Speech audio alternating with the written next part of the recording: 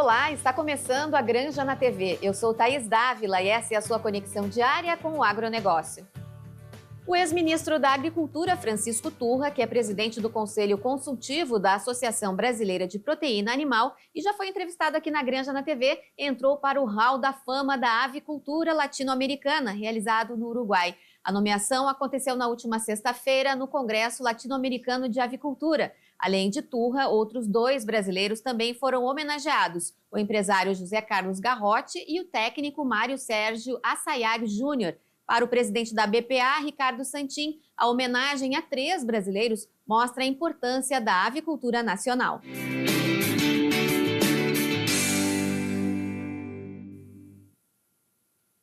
Acontece durante a programação da FenaSoja, no próximo dia 29, o 4º Fórum Estadual da Febre Aftosa, com o tema Prevenção, Cada Elo Importa. O evento vai reunir representantes dos produtores, das indústrias e do Serviço Veterinário Oficial.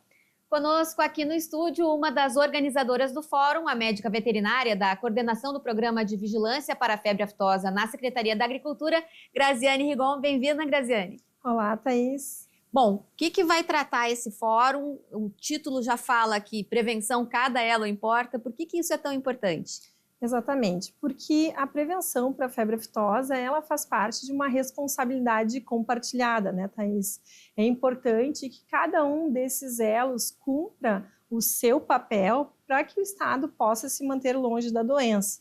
Então, a ideia é justamente a gente trazer para o debate o que o Serviço Veterinário Oficial está fazendo no sentido da prevenção, trazermos também um produtor rural para falar, né, o que é importante, né, o que cabe ao produtor fazer para evitar a entrada do vírus, e também um representante da indústria para demonstrar justamente o papel, né, da indústria na prevenção também.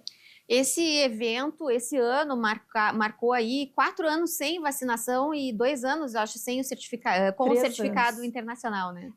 A gente parou a vacinação em abril de 2020, na metade, né, para começar a contagem em maio, para os 12 meses, e obter a certificação internacional de zona livre sem vacina em maio de 2021. Então, estamos há 3 anos com a certificação internacional, né, e há 4 anos sem vacinação.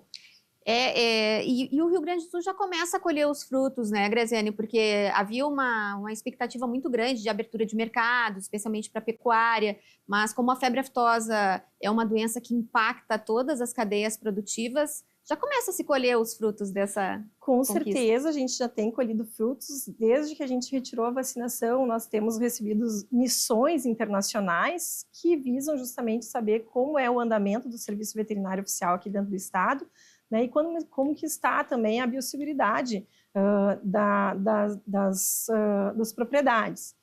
E com isso, nós já conseguimos aberturas de 3 novos mercados, né, que foi o Chile, a República Dominicana e a Filipinas. Principalmente quem começa a colher esses frutos é a suinocultura, mas também já vemos aumento aí também de exportação na questão do gado também. Bom, você falou aí sobre a biosseguridade, que é um tema muito importante, e por isso que se fala que na prevenção cada elo importa, porque tem muito a ver com o olhar do produtor, a atenção que ele tem ao rebanho e as condições aí no entorno da propriedade. Graziane, fala um pouquinho para a gente sobre isso.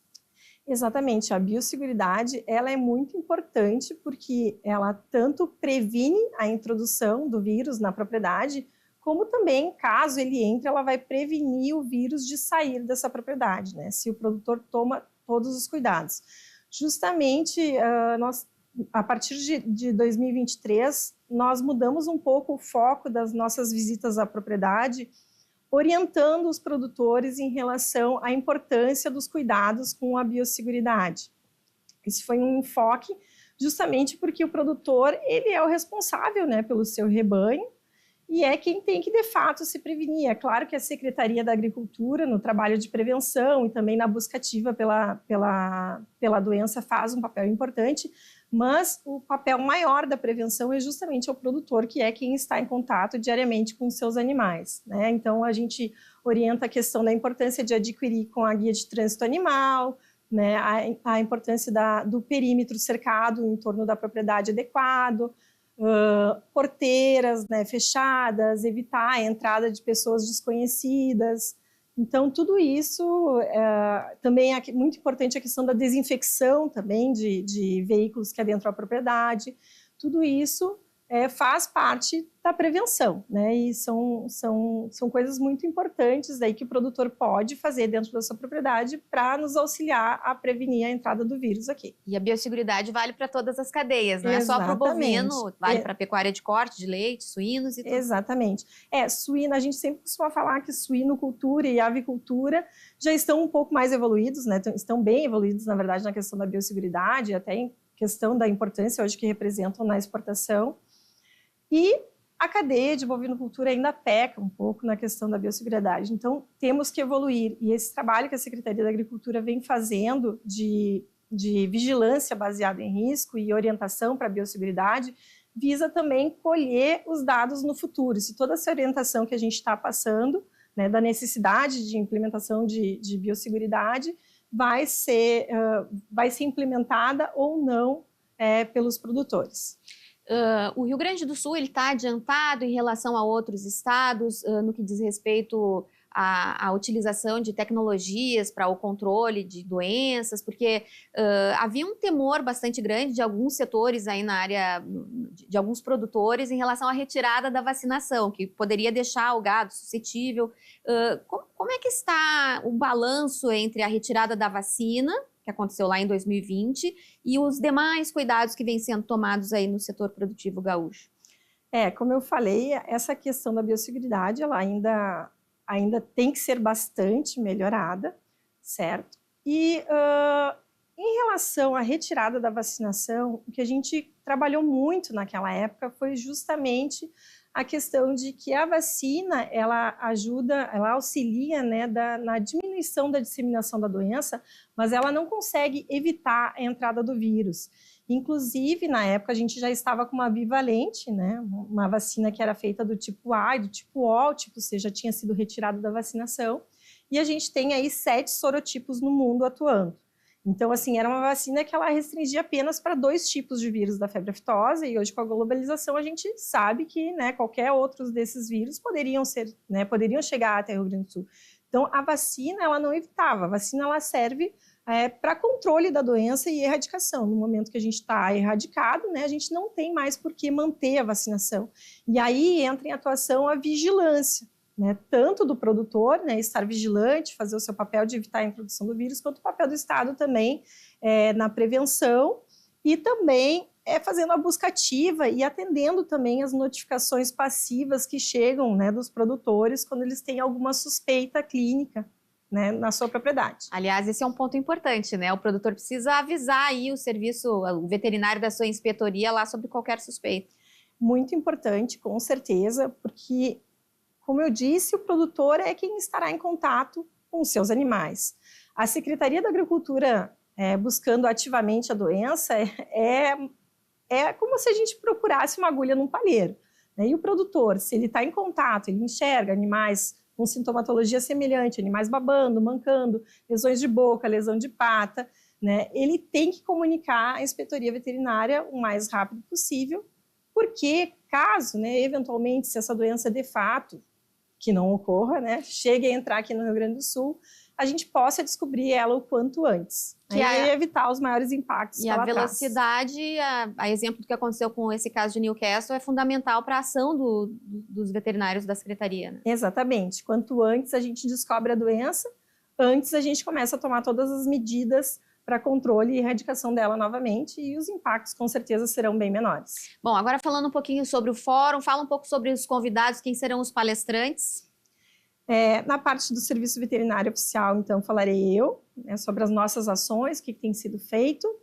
Posteriormente, Marcos Freitas, né, que é produtor rural, médico veterinário também, lá na região, produtor de leite, falará sobre o que cabe ao produtor rural nos cuidados. E, posteriormente, então, José Roberto Goulart vai fazer as falas da indústria, né, presidente do CIPS. Que tem uma participação importante também nesse processo, que é o que vai entregar o produto final aí, ou para o país importador ou para o consumidor aqui brasileiro, né, Adriana? Com certeza. Bom, o fórum, para quem não conseguir estar presente na FenaSoja, ele vai ter transmissão também pela internet? Sim, quem não conseguir estar presente terá a transmissão no canal do YouTube da Secretaria da Agricultura. E aí também, para quem está lá, tem toda a programação ainda da FenaSoja, que fica numa região importante, talvez tenha sido escolhido por isso a FenaSoja ali em Santa Rosa? Com certeza, é uma região importante. E aí essa apresentação ela começará às 14 horas e posteriormente a gente tem um agradinho também para o nosso público, que vamos dar com um segmento aí com um coffee break no final. Tá certo. Então, Graziane Rigon, coordenadora do Programa Estadual para a Vigilância da Febre Aftosa na Secretaria da Agricultura, obrigada pela sua presença aqui no nosso estúdio. Muito obrigada pelo espaço, Thaís. A Granja na TV faz um rápido intervalo e na volta vamos ver como fica o clima para a produção e o mercado de grãos. Até já!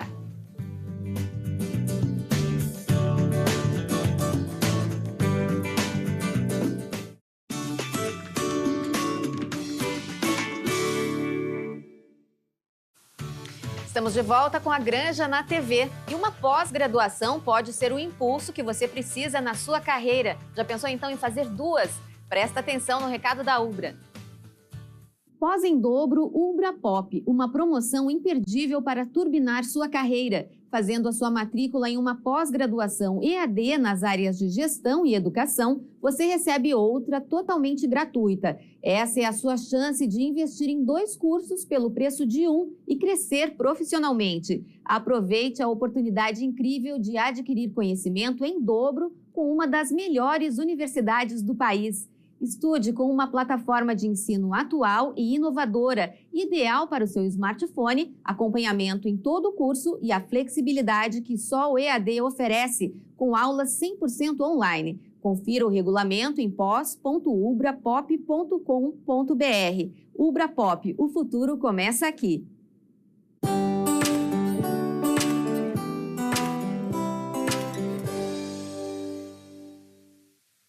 Segunda-feira é dia de acompanharmos as movimentações do mercado de grãos com Gabriel Souza, analista da plataforma Grão Direto. Tudo bem, Gabriel? Olá, Thaís, tudo bem? Ainda não estou vendo o Gabriel, mas ele está chegando. Pós-feriado é isso aí, né, Gabriel?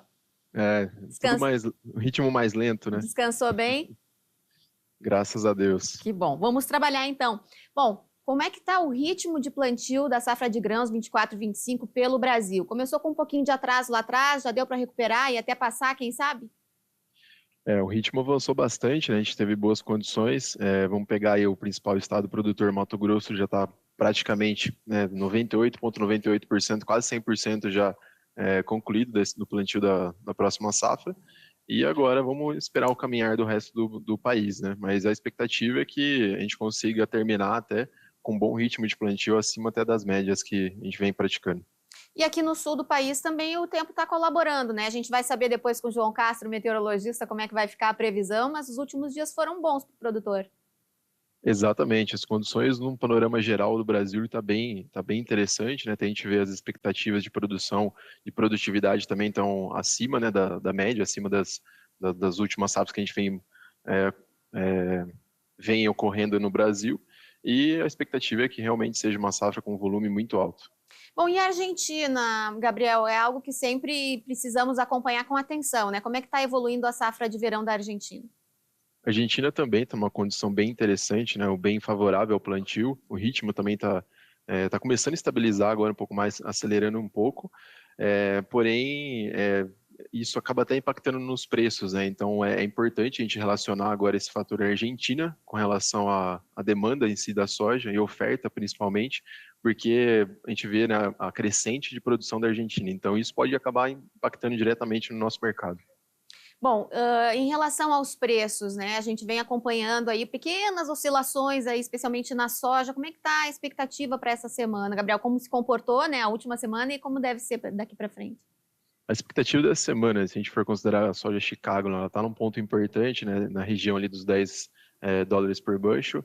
A expectativa inicial, né, é uma certa correção agora do movimento que a gente vem caminhando, mas a gente precisa relacionar outros fatores, né? Para a nossa precificação aqui brasileira, a gente tem lá o prêmio e tem o dólar. O dólar está nos patamares ali de máximas históricas, que acaba segurando também um pouco o preço.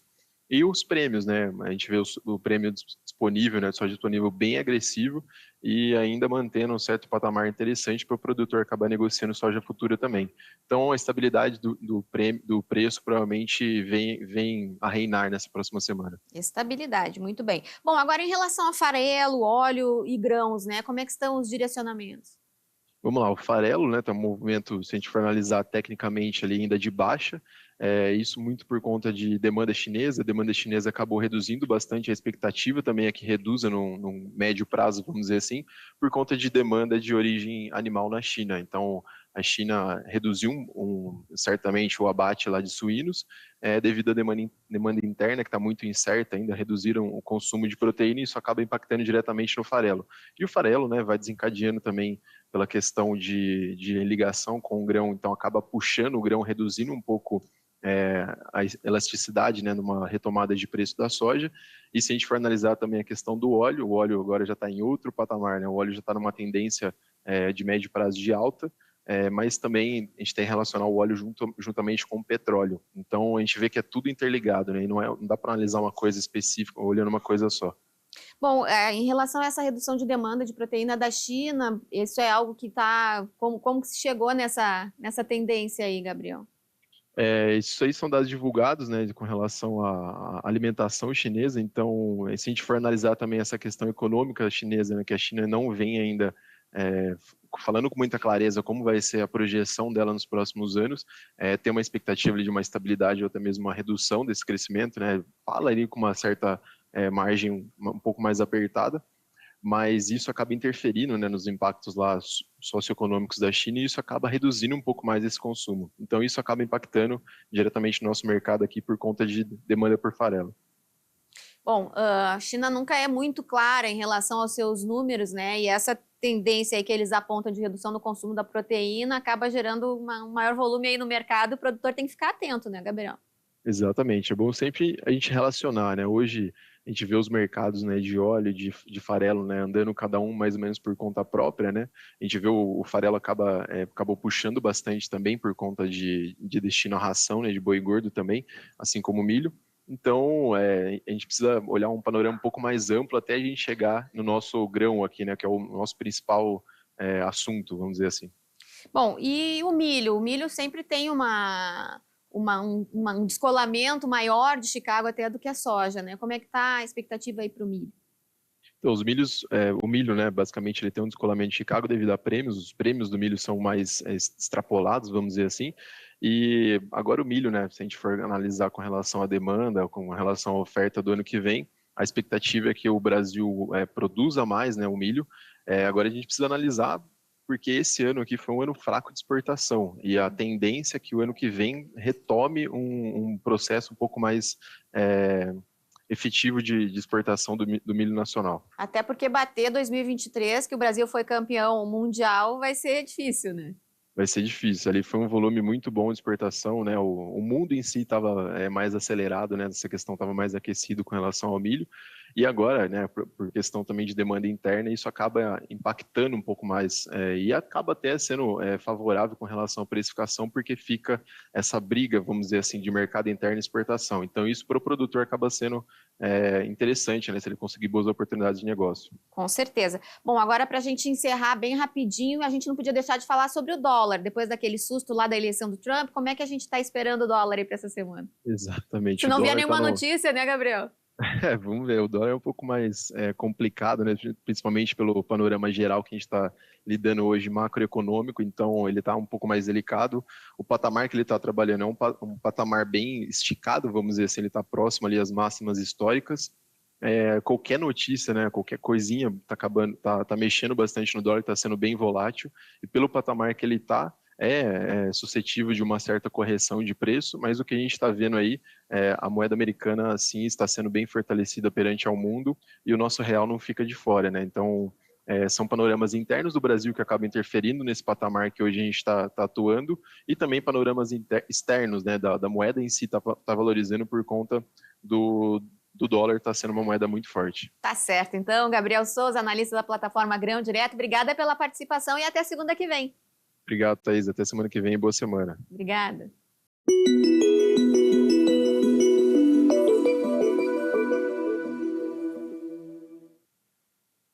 E vamos saber como vai ficar o tempo para a produção nos próximos dias com o meteorologista e diretor da Ignition Weather para a América Latina, João Castro. Tudo bem, João? Olá, Thaís, tudo bem? Como você está? Bom te receber de novo aqui no programa. Bom, o Rio Grande do Sul registrou recordes de calor com Porto Alegre com uma temperatura muito alta. E na produção, como é que foi esse calor todo? Pois é, a temperatura foi bastante elevada, pelo menos no último final de semana, né, em todo o estado. Estive acompanhando agora há pouco as informações do estado como um todo. A fronteira oeste, as temperaturas no final de semana foram elevadíssimas, ali na beira de 35, 36 graus, né? E foi de forma geral. Se nós formos lá para a região norte, noroeste do estado, né, pegar lá Cruz Alta, também temperaturas muito elevadas, acima de 35, isso foi no sábado e no domingo. Por conta do quê, Thaís? Por conta de uma área aí, né, que estava se formando lá no Paraguai, que canaliza o ar quente para o Rio Grande do Sul. Então, a gente tinha aí essa massa de ar quente atuando, que acabou culminando, como já deve estar sabendo, né, lá no sul, teve vento forte na zona sul do estado, por conta desse choque, né? Então, o sistema no mar, chegando no final de semana, que foi ontem, né, atingindo lá a zona sul do estado, deu esse choque com essa temperatura extremamente elevada, 35, 36, em Campo Bom chegou a bater 39 graus no domingo. Então, foi muito quente mesmo, e isso aí acabou resultando em alguns eventos aí de vento forte, especialmente lá na zona sul do estado. Bom, agora o produtor aí trabalhando na implantação da safra de verão, boa parte aí do arroz já plantado, a soja também bem encaminhada. O que o produtor pode esperar para essa semana? Porque o tempo seco, de uma certa forma, ajuda, né? A temperatura incomoda um pouco, mas por enquanto não é um problema para a agricultura ainda, né, João? As temperaturas elevadas elas acabam impactando de certa forma na produção, por conta aí da alta demanda de evaporação das plantas, né? Sim. Por outro lado, é importante receber volumes de chuva. E isso aí a gente tem agora no radar, né? Está previsto aí pelo menos para amanhã, né? Então a gente pode pegar ali na terça, quarta-feira, volumes elevados de precipitação. Há um pouco de inconsistência nos modelos, diferentes sistemas apontam chuva, mas apontam em volumes diferentes, tá? Então, a gente tem alguns modelos indicando precipitações na faixa de 30 a 40 milímetros, cortando aí a metade norte do estado como um todo, tá? A zona sul, então, produtor de arroz, como você falou, que está mais lá na zona sul, não recebe chuva. Por outro lado, o produtor de arroz, lá na fronteira oeste, recebe chuva. E os volumes devem ser elevados, tá? Então, tem modelos apontando até 70, 80 milímetros de precipitação, tanto lá na fronteira oeste, São Borja, por aí, como também ali na região de Santa Maria, que também tem bastante produção de arroz. Então, isso aí é um ponto importante, porque, né, tem reposição de água, por outro lado, dias nublados, para o arroz, não é muito positivo. Mas pelo menos são somente esses 2 dias que se espera, depois já logo ali na quinta, na sexta, o tempo já deve abrir novamente e deve persistir nebulosidade mais ali na faixa litorânea, um pouquinho na serra, daí com volumes de precipitação não tão elevados. Bom, para quem está trabalhando aí com a produção de soja e ainda, como você falou, né, em diferentes regiões, diferentes estágios aí do plantio da lavoura, o produtor precisa estar mais atento em relação ao clima? Agora mais é uma fase de acompanhamento, né? Então você tem a soja sendo implantada, você tem algumas áreas de milho bastante avançadas também, milho verão. Então agora o produtor precisa ficar atento aí nas condições ao longo da semana, justamente por conta do manejo, né? Então muitas vezes é preciso fazer alguma aplicação, é preciso fazer alguma aplicação foliar, então o produtor tem que estar atento se vai ter chuva ou não, para evitar de fazer uma aplicação e perder esse produto em decorrência da chuva que vem na sequência, né? A gente sabe que os produtos têm que ficar aí tem um período de carência aí 2 horas, 3 horas, 4 horas em contato com a folha. Então, se o produtor não está muito atento na condição do tempo, não está acompanhando a previsão, faz uma aplicação e na sequência chove, muito provavelmente ele vai ter uma ineficiência, né, da ação desses produtos. Então, é importante ficar atento aí. Para quem quiser saber direitinho como ter essa previsão com mais precisão, a Ignition Weather tem um trabalho também que ajuda nessa precisão, né, João? Exatamente, nós contamos com alguns produtos aí que ajudam o produtor rural, né, a compreender melhor as questões aí, o comportamento do tempo, dos próximos dias e também do clima para os próximos meses. Basta acessar o link aí que o pessoal viu na tela e aí é possível receber informações tanto nos sistemas como também até pelo WhatsApp para facilitar aí o dia a dia. Bom, a gente tem aí no Rio Grande do Sul percebido, ano após ano, algumas dificuldades para o produtor. Na semana passada, a gente ouviu uma colega sua, a Jossana Cera, que falava que, em vez de um laninha fraco, talvez ocorra aqui para o estado uma neutralidade climática. E isso aí é uma faca de dois gumes, né, João? Então, a gente tem diferentes situações, né? E tudo isso aí, a laninha ou neutralidade, é dependente de como se comporta o Oceano Pacífico, né? Lá na linha do Equador. Então, diferentes modelos, os modelos, né, no geral, eles estão mostrando a tendência de ocorrer uma laninha fraca, mas está muito baixa a tendência, ele já está praticamente nos 50% para ter a laninha fraca e 50% para ter uma questão de neutralidade. Aí a neutralidade, como você falou, Thaís, é uma faca de dois gumes, né? Porque você pode ter tanto dias com muita chuva, como você pode também ter aí alguns períodos de estiagem. A gente sabe que é um problema, né? Digamos, um problema comum no Rio Grande do Sul. A gente tem ali dezembro, janeiro, alguns eventos de estiagem, alguns veranicos, e a gente tem que ficar de olho, para o rural ficar atento. Não, infelizmente, né, a gente sabe que existe uma expectativa muito grande para saber se vai chover ou não, mas uma vez a lavoura implementada, o que se pode fazer é esperar, né, para ver o que vai acontecer. Vamos ficar aí com as melhores torcidas, e é bom para o produtor acompanhar, é lógico, mas, né, ficar de olho o que tem de tendência lá para frente é interessante também. Mas vamos ficar acompanhando, né? Ainda não está definido isso, apesar de já estarmos aí praticamente entrando no mês de dezembro, né? O oceano está aí lentamente nessa transição.